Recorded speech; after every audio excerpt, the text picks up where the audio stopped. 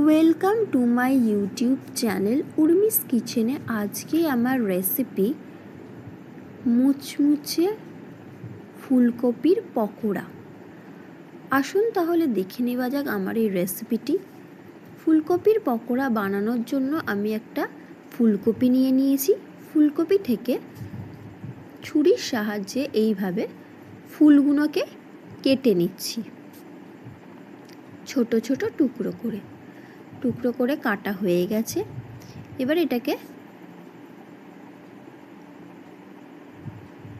এরকম ছোট ছোট টুকরে কেটে নিয়ে ভালো করে ধুয়ে নিয়ে গরম জল করে 10 মিনিট এটাকে জলের মধ্যে ডুবিয়ে রেখে দেব।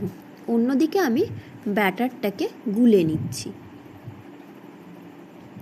তার জন্য বেসন দিয়ে দিয়েছি। বেসনের মধ্যে জিরে গুঁড়ো,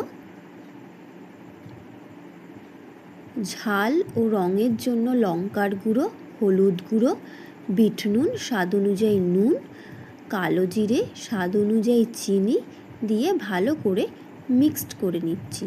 সমস্ত উপকরণগুলো ভালো করে মিশিয়ে নিয়ে জল দিয়ে অল্প অল্প করে জল দিয়ে একটা ব্যাটার তৈরি করে নেব।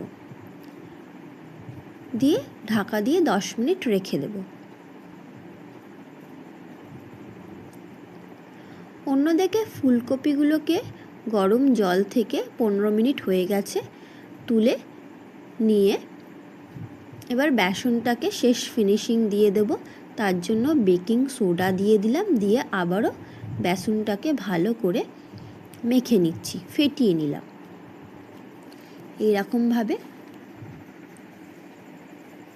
ব্যাটারটা রেডি করে নিলাম। এবারে ফুলকপিগুলো এই ব্যাটারের মধ্যে ডুবিয়ে দেব।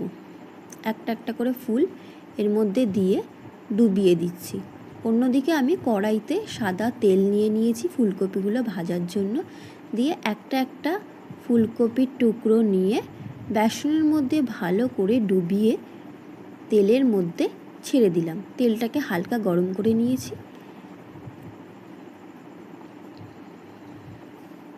ফুলকপিগুলো ভাজা হচ্ছে, এক পিঠ হয়ে গেছে, লাল লাল হয়ে গেছে।